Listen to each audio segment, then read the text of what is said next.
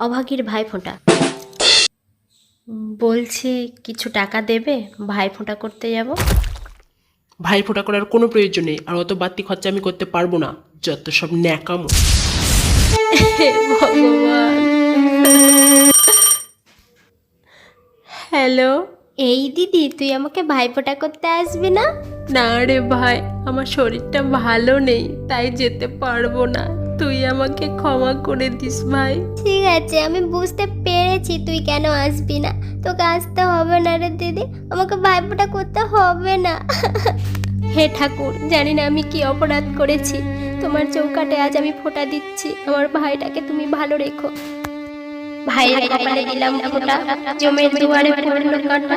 যমুনা দেয় যমুনাকে ফোঁটা, আমি দিই আমার ভাইকে ফোঁটা।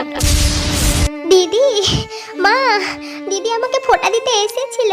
দেখবে এসো মা, দিদি আমাকে ফোঁটা দিতে এসেছিল।